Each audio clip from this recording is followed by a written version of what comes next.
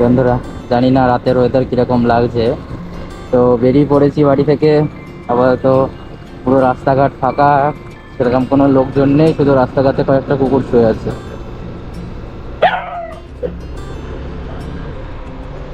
তোমাদের সবাইকে স্বাগত জানাই আমার চ্যানেল ট্রাভেল উইথ সরজিতে। আজকের দিনটার জন্য আমি অনেক দিন ধরেই অপেক্ষা করছিলাম। অবশেষে সেই দিনটা চলে এসছে। এখন রাত প্রায় 2:30 বাজে। আমি বাড়ি থেকে বেরিয়ে পড়েছি আমার প্রথম বকখালি রাইডে। এই রাতটা আমার কাছে শুধু একটা ট্রিপ নয়, একটা স্বপ্ন। আজ থেকে শুরু হয়েছে সেই স্বপ্নের যাত্রা। তোমরা পুরো ভিডিও জুড়েই আমার সঙ্গে থেকো। রাস্তায় খুব বেশি গাড়ি নেই, শুধু আমি, আমার বাইক আর একটা লম্বা রাস্তা। সত্যি বলতে এত রাতে একা বাইক চালাতে একটু ভয়ই লাগছে, কিন্তু সেই ভয়ের থেকেও অনেক বেশি কাজ করছে উত্তেজনা। ভাবতেই ভালো লাগছে, আজ আমি আমার জীবনের প্রথম সমুদ্র রাইডে যাচ্ছি। মনে হচ্ছে প্রতি কিলোমিটার আমাকে আমার স্বপ্নের আরো কাছে নিয়ে যাচ্ছে। রাতে বাইক চালানোর আলাদাই একটা অনুভূতি আছে। চারপাশে ঠান্ডা হাওয়া, ফাঁকা রাস্তা আর বাইকের ইঞ্জিনের শব্দ, সব মিলিয়ে অন্যরকম একটা পরিবেশ তৈরি করেছে। মাঝে মাঝে বড় ট্রাক পাশ দিয়ে যাচ্ছে, তাই একটু সতর্ক হয়ে গাড়ি চালাচ্ছি।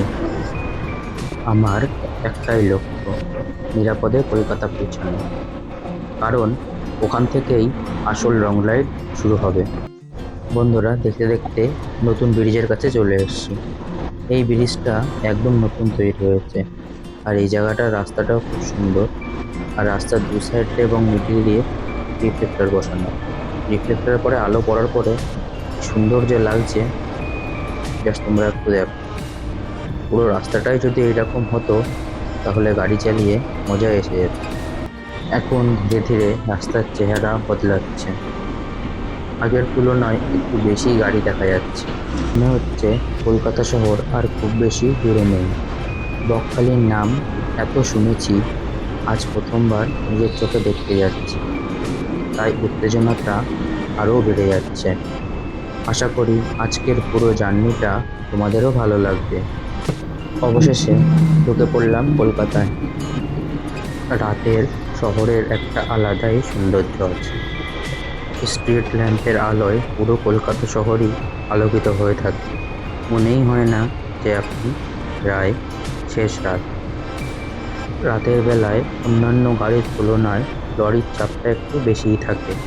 এই জন্য রাতের বেলা একটু সাবধানে রাইড করা দরকার। তোমাদের সাথে কথা বলতে বলতে আমি প্রায় এয়ারপোর্টের কাছে চলে এসেছি। রাস্তার দুধারের ল্যাম্পপোস্টগুলিকে কি সুন্দরভাবে সাজিয়েছে, সাদা আর নীলে, দারুণ লাগছে।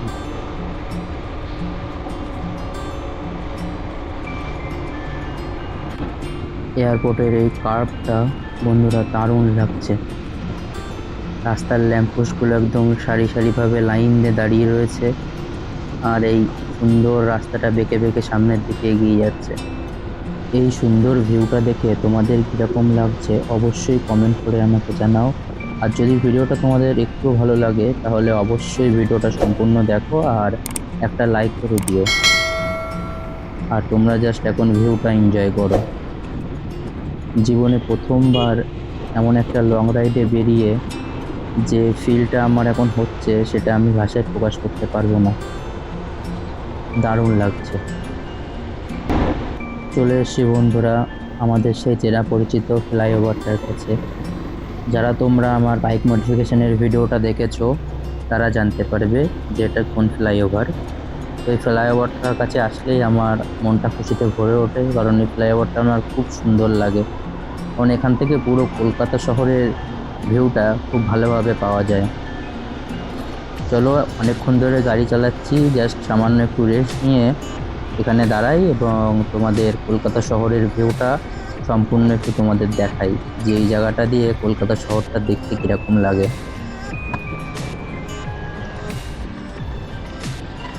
জাস্ট এই জায়গাটা একটুখানি গাড়িটা সাইড করে এখানে দাঁড় করাই, এই জায়গাটাই বেটার হবে। আর তোমাদের কলকাতা শহরটা দেখাই। হ্যালো বন্ধুরা, বাড়ির থেকে প্রায় 40 কিলোমিটার রাইড করে আমি চলে এসেছি। একটা ফ্লাইওভারে আছি, যেটা হচ্ছে যশোর রোড এবং ওল্ড দিল্লি রোডকে কানেক্ট করেছে। এই যে আমার গাড়ি এখানটা দাঁড় করিয়েছি, কারণ প্রায় 40 কিলোমিটার পর্যন্ত রাইড করেছি, একটু শরীরেরও রেস্ট দরকার। আর জাস্ট তোমাদের একটা জিনিস দেখাচ্ছি, জাস্ট ভিউটা দেখো পিছনের, কলকাতা, ঘুমন্ত কলকাতার। জাস্ট দেখো, মনে হবে এটা এখন রাত। অসাধারণ ভিউ।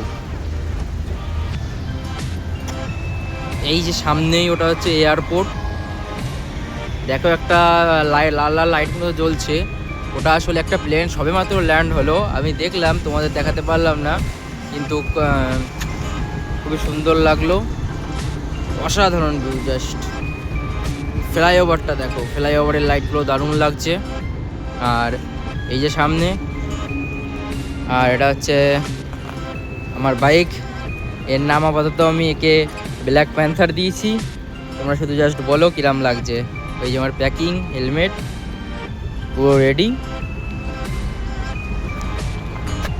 আর হ্যাঁ, একটা কথা তো তোমাদের জানানোই হয়নি, এই রাইডে আমি একা যাচ্ছি না, আমার সাথে আরও দুজন যাচ্ছে। সামনে গিয়ে তাদের সাথে দেখা হবে, তারা হয়তো আগে থেকে এসেই দাঁড়িয়ে আছে। তারা একই বাইকে দুজন যাবে, তারা কাপল। তো তাদের সাথে আমি যাচ্ছি। তো বন্ধুরা, ওদের সাথে দেখা হয়ে গিয়েছে, তো সেটার ভিডিও আর করলাম না, যেহেতু অনেক রাত হয়ে গেছে, ওরা অনেকক্ষণ ধরে সেখানে দাঁড়িয়ে ছিল। ওই জন্য আমি আর এখানে দাঁড়ালাম না, সোজা বেরিয়ে যাচ্ছি। অনেকটাই চলে এসেছি, এতক্ষণ রাস্তা চেনা ছিল ওই জন্য ম্যাপ লাগাইনি, এখন ম্যাপ লাগিয়ে নিয়েছি। তো এখান থেকে আর প্রায় 200 কিলোমিটার মতন দেখাচ্ছে। তো আশা করছি ঘন্টা 4-এর ভিতরে আমরা বকখালি পৌঁছে যাব। তো এখন প্রায় বেজে গেছে 4টে, তো বেশি টাইম লাগবে না আর ভোর হতে। তো আশা করি আমরা আস্তে আস্তে ঠিক সময় মতন বকখালি পৌঁছে যাব। বন্ধুরা, আমরা আবার হাইওয়েতে উঠে গেছি। তো এখন গাড়ি চালিয়ে আলাদাই একটা ফিলিংস আসছে। তো আশা করি কোনো সমস্যা আর হবে না। কলকাতা শহরটা এখন ধীরে ধীরে পিছনে ফেলে আমরা এগিয়ে চলেছি নামখানার দিকে। রাতের ব্যস্ততা শেষ হয়ে এখন চারপাশে অন্যরকম এক শান্ত পরিবেশ সৃষ্টি হয়েছে। এই সময় বাইক চালানোর মজাটাই আলাদা। ঠান্ডা ঠান্ডা বাতাস, ফাঁকা রাস্তা আর সামনের নতুন একটা গন্তব্য, সত্যি অসাধারণ অনুভূতি। আস্তে আস্তে ভোর হচ্ছে আর সূর্য উঠছে। এখন এই ভোরবেলার পরিবেশ দারুণ লাগছে। মনে হচ্ছে যেন প্রকৃতি নতুন করে একটা দিনের শুরু করছে। এই মুহূর্তগুলোই আমাকে বারবার রাস্তায় বেরিয়ে পড়তে অনুপ্রাণিত করে। তোমরা শুধু আশেপাশের ভিউটা একটু দেখো, চারপাশে সবুজ গাছপালা, খোলা মাঠ আর সকালের নরম আলো। শহরের কোলাহল থেকে একটু দূরে এলেই বোঝা যায় প্রকৃতির আসল সৌন্দর্য কতটা। বাইকের ওপর বসে এই দৃশ্যগুলো উপভোগ করার আনন্দটা ভাষায় প্রকাশ করা যায় না। এখন আমরা ধীরে ধীরে নামখানা ব্রিজের দিকে এগিয়ে যাচ্ছি। সামনে আরও অনেক সুন্দর সুন্দর দৃশ্য অপেক্ষা করছে। পুরো যাত্রাটাই আমি আপনাদের সাথে শেয়ার করব, তাই অবশ্যই পুরো ভিডিওটা দেখো। বকখালি 26 সোজা, ফ্রেজারগঞ্জ 24 সোজা। বন্ধুরা, এখান থেকে আর বকখালি প্রায় 26 কিলোমিটার বাকি, খুব বেশি দূর আর নেই। তো আমরা প্রায় নামখানা ব্রিজের কাছে চলে এসেছি। তো আমরা এখানে দাঁড়িয়ে কিছু ফটো তুলব, তো সেটা তোমাদের সাথে আমি ফেসবুকে শেয়ার করব। তো তোমরা যারা যারা আমার এখনও ফেসবুক চ্যানেলটা ফলো করোনি, অবশ্যই ফেসবুকে গিয়ে চ্যানেলটা ফলো করে দিও। এই ভিডিওর ডিসক্রিপশানে ফেসবুক চ্যানেলের লিঙ্ক দেওয়া থাকবে, সেখানে তোমরা রেগুলার শর্ট হিসাবে প্রত্যেকটা জিনিস ওখানে তোমরা পেয়ে যাবে। আমরা কলকাতা থেকে বকখালি যাওয়ার পথে মাঝখানে দাঁড়িয়ে কী করলাম, কী খেলাম, সেগুলো সব শর্ট হিসাবে আমি ফেসবুকে আপলোড দিচ্ছি, তোমরা ওখানে গিয়ে দেখতে পারো। আর যেসব ফটোগুলো আমরা এই ব্রিজে তুলব, সবগুলো তোমরা ফেসবুক চ্যানেলেই পেয়ে যাবে। তো চলে এসেছি বন্ধুরা নামখানা ব্রিজ, এই সেই বিখ্যাত ব্রিজ, খুবই সুন্দর একটা জায়গা। ব্রিজটা দারুণ বন্ধুরা। এই ব্রিজটা পার হওয়ার অনুভূতিটাই একেবারে আলাদা। চারপাশে নদী, বিশাল বিস্তৃত ঠান্ডা বাতাস আর প্রকৃতির শান্ত পরিবেশ, সব মিলিয়ে যেন মনটা একেবারে ফ্রেশ হয়ে যায়। ব্রিজটা পার হওয়ার পর থেকেই রাস্তার সৌন্দর্য যেন আরও বেড়ে গেছে। দুই পাশে সবুজ গাছের সারি, ছোট ছোট গ্রাম, মাছের ঘের আর শান্ত পরিবেশ, প্রতিটা মুহূর্তই উপভোগ করার মতো। শহরের কোলাহল থেকে এতটা দূরে এসে মনে হচ্ছে যেন প্রকৃতির খুব কাছেই চলে এসেছি। এই রাস্তায় বাইক চালানোর একটা আলাদাই আনন্দ আছে। হালকা বাতাস, সুন্দর রাস্তা আর সামনে সমুদ্রের টান, সব মিলিয়ে মনে হচ্ছে প্রতিটা কিলোমিটার আমাকে একটা নতুন অভিজ্ঞতার দিকে নিয়ে যাচ্ছে। অবশেষে সামনে দেখা যাচ্ছে আমাদের আজকের গন্তব্য বকখালি। অনেক দিন অপেক্ষার পর আর পরিকল্পনার পর আজ সত্যি পৌঁছে গেলাম। এই অনুভূতিটা ভাষায় প্রকাশ করা খুব কঠিন। এখন থেকে শুরু হবে আমাদের সমুদ্রের আসল অ্যাডভেঞ্চার।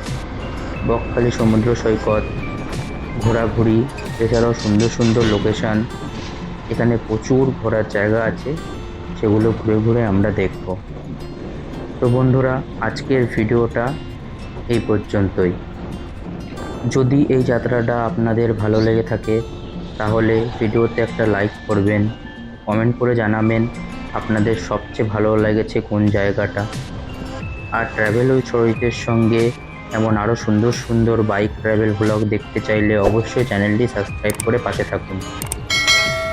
তো টাটা বন্ধুরা, দেখা হবে পরবর্তী ভিডিওতে।